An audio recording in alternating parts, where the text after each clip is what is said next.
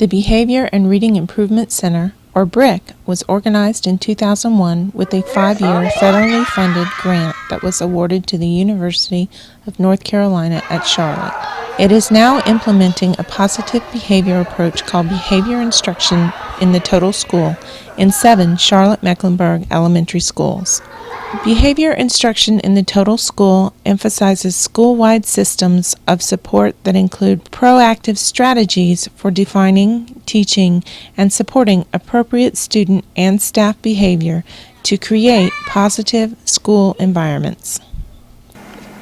There are numerous advantages to being at a BRIC school. I've been at schools that did not have the behavior model in place, and while there might have been a school-wide discipline plan, it usually wasn't consistently enforced. It wasn't K through 5.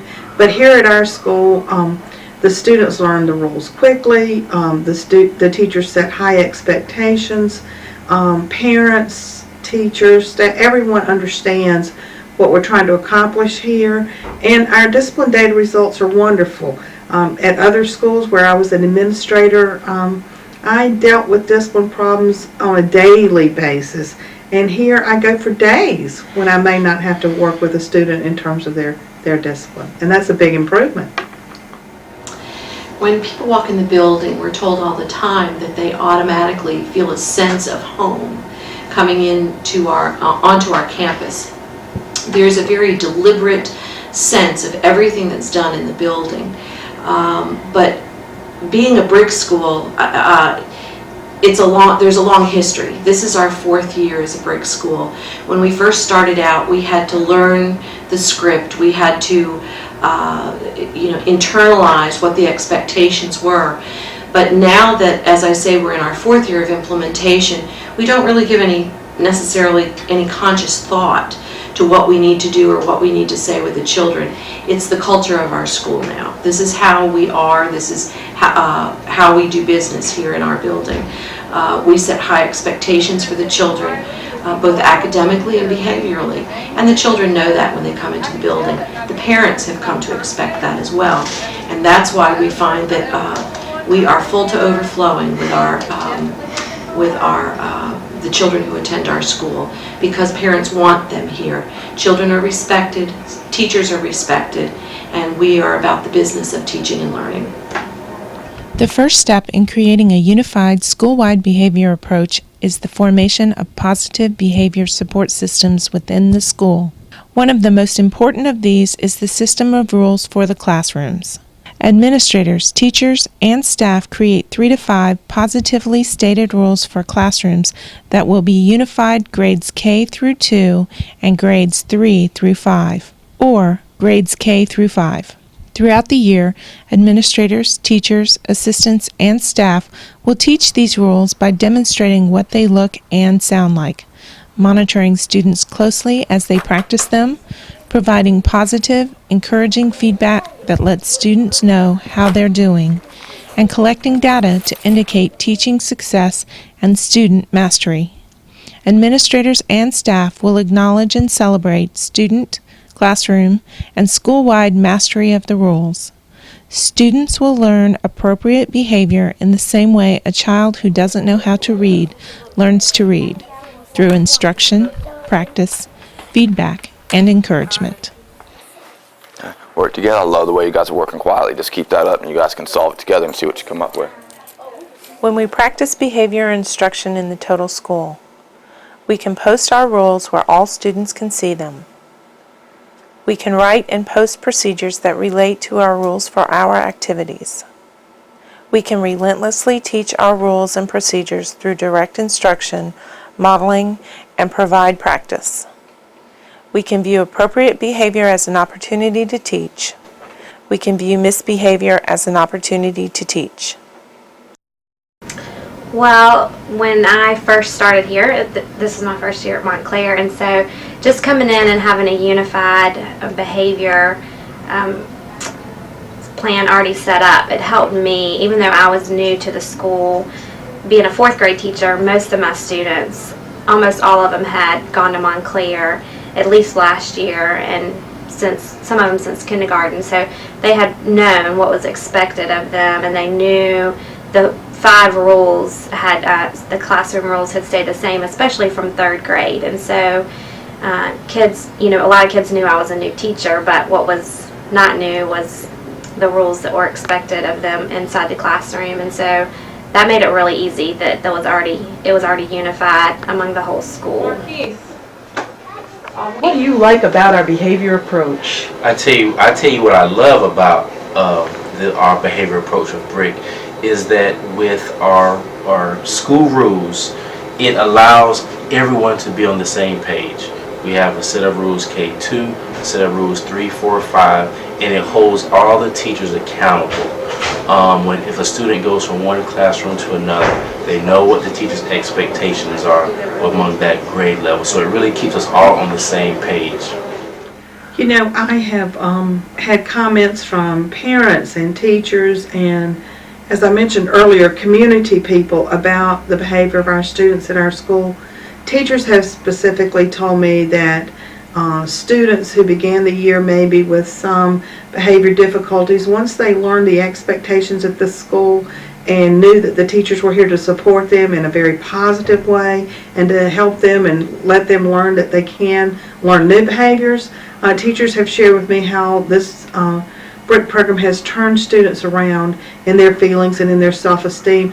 And as I mentioned before, I've had people like from places such as Discovery Place in Charlotte. The last time our 5th graders went there on a field trip, the phone rang and it was the director there telling me what a well-behaved group of students that we had representing Idlewild. And of course I know that. And parents as well tell me that they see the carryover at home.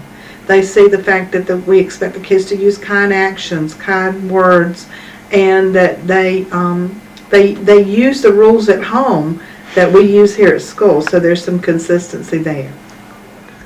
During the first week of school, teachers, assistants, and support staff not only teach the unified rules, but they also teach the procedures that create an organized, well-managed classroom where students are on task and learning time is maximized.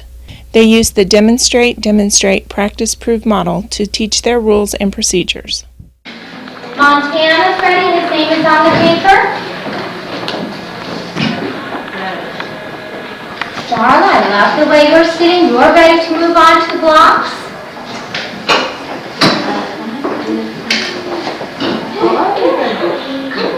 Go ahead and answer. Okay, I should be up on me. Just show me that you're done writing your name on your paper. Thank you, Maria. Let's see, Victoria, I should be up here and you're ready. I want you to look at your paper and tell me what are the biggest numbers. Raise your hand, please. Tell me the biggest numbers you see on that paper. Come on, Emily. What's one of the biggest numbers you see, Maria? 18. What's another number you see, Starla? 15. What's another number you see, Juan? 17. What's another number you see, Montana? 16. Malik, go ahead to your seat. I'm going to get you that paper. We'll work with these in just a moment, sweetheart. Can you talk to that paper for me? I like how Juan is sitting as he waits patiently for all the blocks to be passed out. Let's keep the blocks just in front of us. Count your blocks in your head and make sure you have 18. You can count them and make sure you have... Carlos, thank you for sitting so nicely with your back to the back of your chair. Bueno. Raise your hand if you need more blocks. If you do not have 18, raise your hand. Dixie, will you help Carlos count his 18 blocks for me?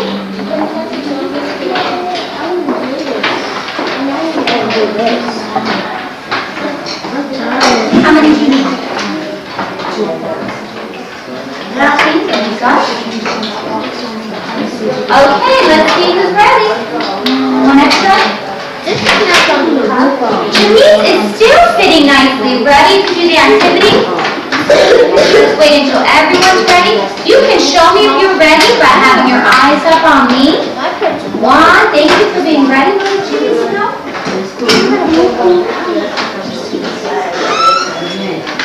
Thank you for noticing that. You can go ahead and put your name on the top of that paper, Malik, for me. Thank you. I know you've been a moment late. Thanks for catching up. Starla's ready to move on. We're just waiting because Malik just came in. We want to give him a chance to join our class. Malik, you need a new pencil? There you go. You're welcome. Okay, go ahead and write your name on the top. Okay, let's look at number 1. Let's put those blocks in front of you at the top, O'Donkey, so we're looking at number 1. Everyone point to the first problem so I know we're all looking at the same problem. All right. I would like for us to open up our opening workbooks now. The story is called The West Side. It's on page 284. Thank you very much, Aaron. I like the way you got it right into it. Deborah, we're all ready to go. Sit down next to your partner, please. You look at Mr. McLaughlin.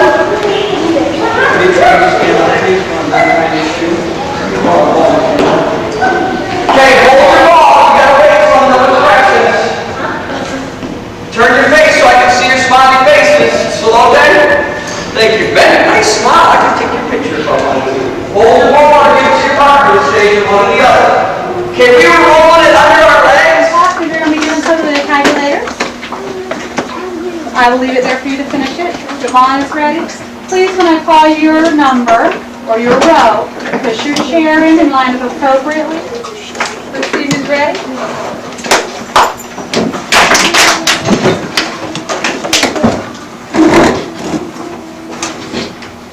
That's the first row I saw ready, Mario's row. For Mario's normal. Put your chairs in. Put your jackets and line up, please. Looking for a second row that's ready. I don't have one. Push your chairs and get your jackets and line up, please. I got a next one. It really went in this order because I'm looking for fingers called to this song straight. It was from Nuri to Kathy. Mr. Howard. You have just seen teachers using the demonstrate, practice, improve method of teaching. Throughout the day, they demonstrate skills that they want to teach their children. They then have the children demonstrate these skills to indicate to the teacher that they have understood. As the teacher presents practice activities, they are able to prove that they have mastered the skills. This is a tried and true method of teaching both academics and behavior. At the beginning of the school year, a system of reinforcement to encourage mastery of rules and procedures and a system of consequences to discourage rule breaks are also established school-wide. And correct the behavior, and at that time, fresh out of college, I was not excited about it. I was not looking forward to having to follow rules. I wanted to do my own creative things and that I learned while I was in school. But as time progressed and I used it on a daily basis, and I got in the habit of speaking the rules and telling students what they were doing and what they were expected to do, the kids responded to it very well, and I ended up liking it a lot. And it was a program that was already set in stone that I could just add to it positive reinforcements that I had, and it worked very well in my classroom, and I like it a lot. So remember, this ends on February 28th, the end of the month. I have a big shout out to give to first grade classes. Yesterday, they went on a field trip, and I spoke with Ms. Yarbrough this morning, and she said those students were excellently behaved. She said they ended up having to get there early, and they had to wait for a long time before the program started, and then they had to wait on their buses afterwards, and throughout the whole time, they were fabulous. So big shout out to first grade. Go first graders! Way to represent Idlewild. And now, I'm going to announce my 25 Eagle winners. We have Miss Elkins and Miss Sue's first grade, Miss Baisley's second grade, and Miss T. Smith. Some principals refer to their BRIC schools as PBIS schools because the BRIC behavior approach is a model of positive behavior support, created by Doctors Rob Horner and George Sugai at the University of Oregon. Albemarle Road is a PBS school, and you can tell when you walk in with the quiet air of stability. Many parents have commented as they walk into the school is so quiet, you can tell learning is going on. So that's the immediate response that you get when you walk in, this quiet air of learning.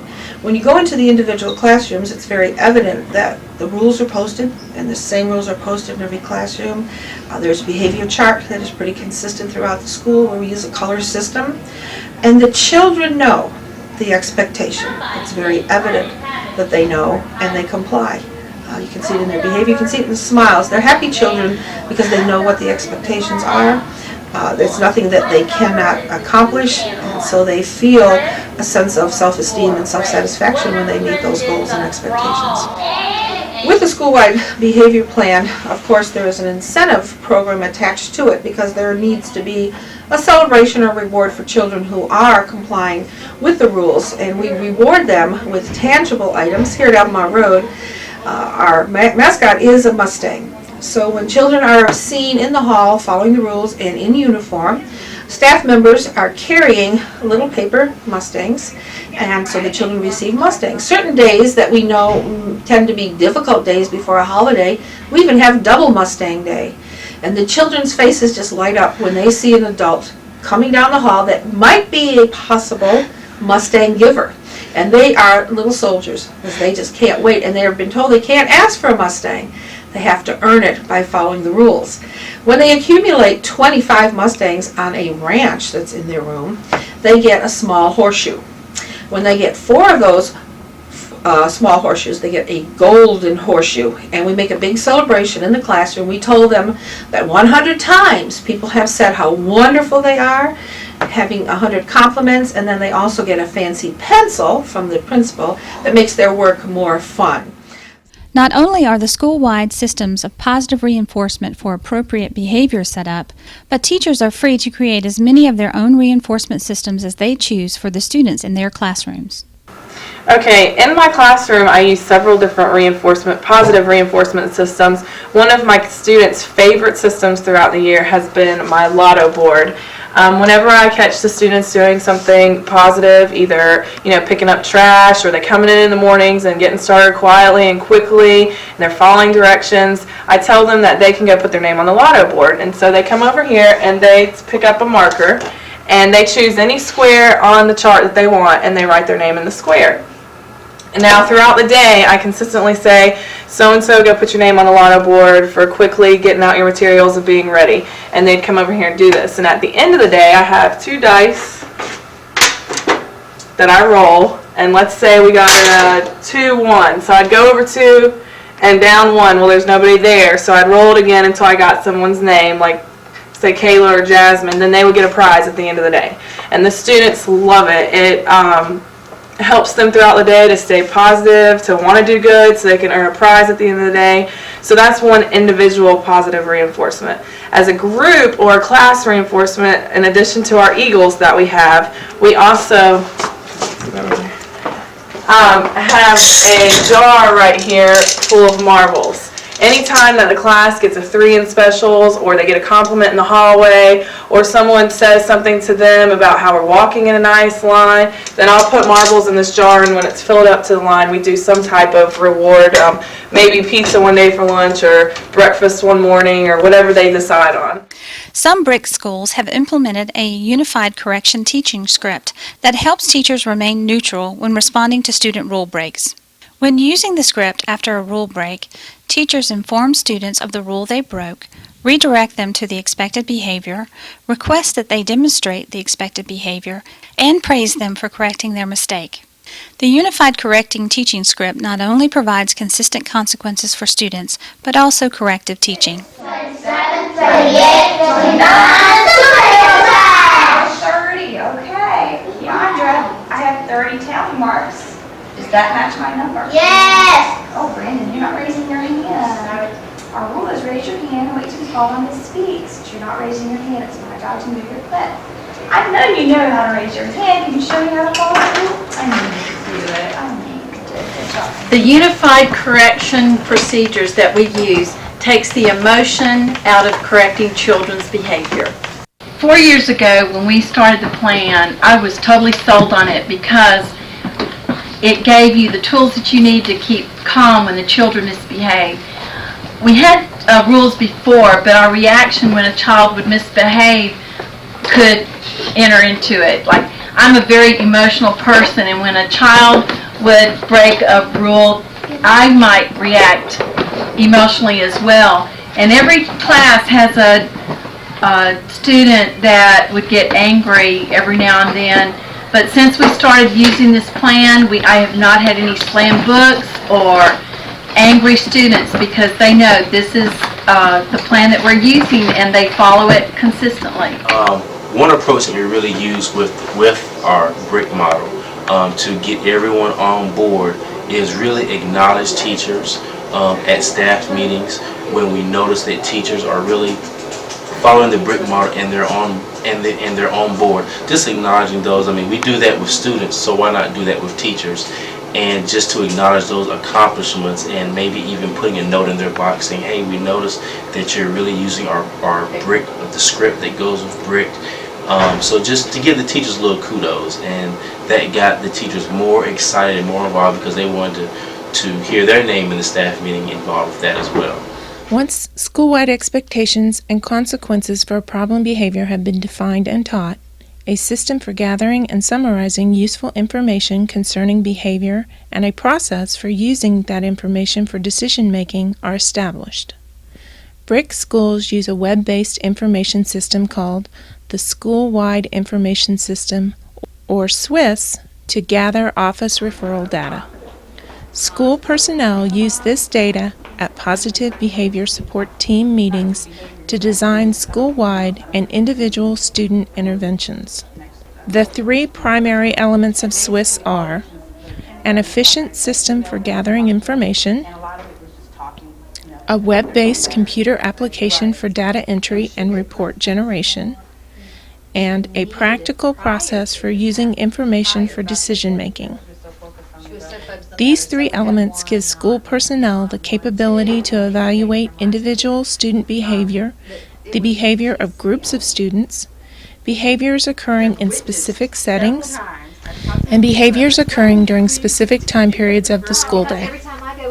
SWIS reports indicate times and/or locations prone to elicit problem behaviors and allows teachers and administrators to shape school-wide environments to maximize students' academic and social achievements. Here we started meeting every Monday to discuss the data that comes with BRIC, and we had our principal, assistant principal, literacy facilitators, school social workers, our school psychologists, and what we did is we looked at the data. Which students are coming to the office, which students are getting referrals, what are they getting referrals for, what time of day are they getting referrals, what are the infractions, and which students are moving off of the list, which students are, their referrals have decreased significantly. And so that we're all aware of the students and we all are aware of the same information. We've had probably a 50% cut in the number of administrative referrals since we've put this in place. And teachers are more competent and comfortable in their ability to manage their students' behavior also because they've been given some resources and some strategies and some ways to deal with behavior. And they help each other through the class pass system and suggesting to their teammates, especially the newcomers, what will work with certain kinds of behavior. Our research indicates that practicing behavior instruction in the total school gives teachers more instructional time and administrators more proactive planning time. Implementing behavior instruction school-wide leads to improved student and staff attendance, decreased staff turnover, improved student behavioral and academic outcomes, increased parent engagement, and promote community involvement overall.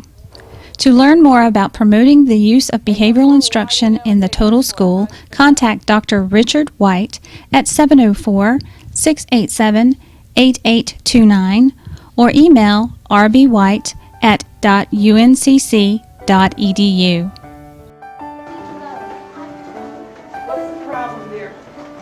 ago,